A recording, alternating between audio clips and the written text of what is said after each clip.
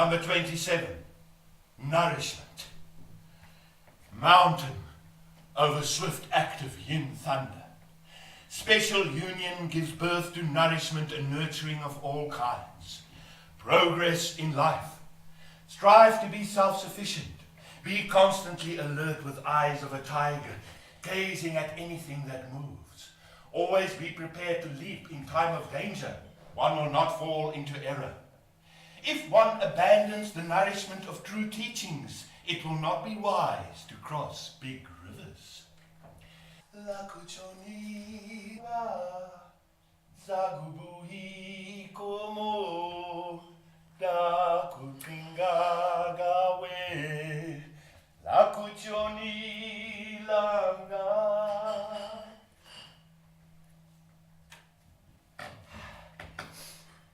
Elsie, our maid, in a small room at the bottom of our house. A bed on bricks to keep the tokoloshi, the boogeyman, from climbing up.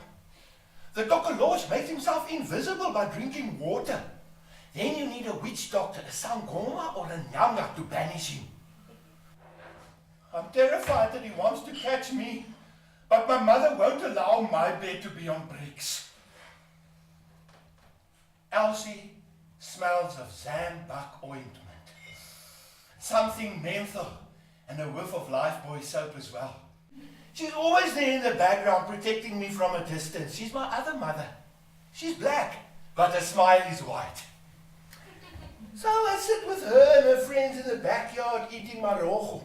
It's a spinach kind of vegetable, and suurpap, sour porridge. This is a maize porridge that was left in the sun to go sour. So I sit and eat with my fingers as they do. I listen to the rolling sounds of their language, Zulu. Familiar, but I don't understand it. Elsie shows me how to make my bed, polish my shoes, and how to plant spinach. She also shows me her own muti, medicine. She often speaks to her ancestors, but I can't see them. Chiavuma, Chiavuma. Elsie stands there with her arm full of little bags. Actually, they're little purses, because today she's the bag lady.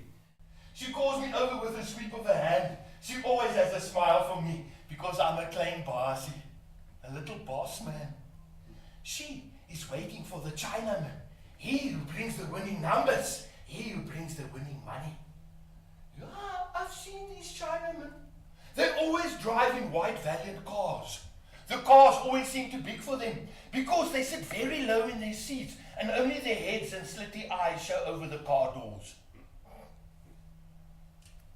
This is the kingdom of FAFI, the dream game, and it is illegal. Gamble on your dreams from the night before and perhaps you win big. Say if I dreamed of a car, it's number 11. A tiger is number 5. A dead man is number 4. If I dreamed of a ship on the ocean, it's number 18 for the ship in Ganawe and number 26 for the big water Amanzi. One can see all the domestic workers from our street coming out and making their way to Elsie. She's holding all the purses, she's holding all the bets, because today she is the bag lady, Isikwama. Every purse is marked with a domestic's name on the outside, and on the inside is the gambling money and winning numbers. Now, this usually happens around 3 p.m. because afterwards these black mamas must come back to our white homes to cook the supper, feed the babies, and wash the dishes. What did you dream last night, klein baas? She asks me. Come quickly, before the Valiant comes, Perhaps today is your lucky day. Klein baas, did you dream? Big dreams. Maybe of a snake, yeah, or a king, or a man drowning. I need new numbers. The Chinaman is coming and I need new numbers. We bet on number 7. Was it of a white man, Umlungu? It is number 3. Actually, last night I dreamt.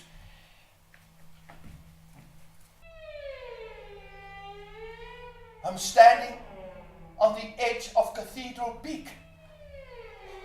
It's part of the Drakensberg mountain range. This is where we're going to take off with our hang gliders. The air is icy, blue, clear. It makes me giddy. Below me, on the ledge, I see some rock rabbits baking in the sun. And my eyes feel sword sharp. I imagine myself an eagle, or a falcon, or an angel. I run to the edge of the cliff and keep bumping with my legs till I'm over the precipice. My glider's wings scoop and support heavily. And then suddenly, it becomes shaky with a jumble of lift and drop, and then deathly silence as I hit an air pocket, a vacuum. I can feel the Earth's gravitational pull getting stronger. In front of me, the rock face, solid and real. I smash into it.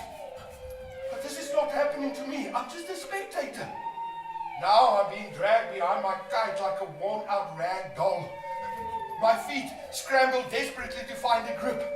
With a teeth-shattering impact, I hit a ledge. And miraculously, I'm standing. I'm still standing. The kite still attached to me flounders like a wounded animal. It's a 3,000-meter fall to the bottom. A rocky death awaits me.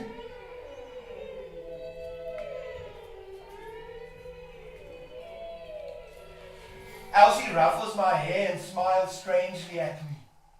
Then I remember my race against time. I jump-start straight back to the cafe and then home, just in time to find my mother returning from town. My mother goes once a month to the fruit market, where she buys all kinds of fresh fruit and vegetables. Big bags of potatoes, beans and cabbages. All this gets divided up among the families in our street. But the best thing that she buys is a box of ripe green apples. Us 5 kids can have as many apples as we want in a day. The only condition is that the purple tissue paper that gets wrapped around each apple individually must be saved. Now these purple tissue papers get put into a separate box. Once the box is full, I take it down to Elsie's room at the bottom of our house. Elsie takes these purple tissue papers and puts them in a toilet. This thing still works with a chain and a water box high up. When you pull the chain, the water comes gushing, gurgling down the long pipe. Elsie uses our purple apple tissues as toilet paper. I often wonder if the purple of the paper is not staining a bum purple. Elsie, my other mother, my black mum, the one raising us umlungu, white children. Our own mummies are at work or just taking a break.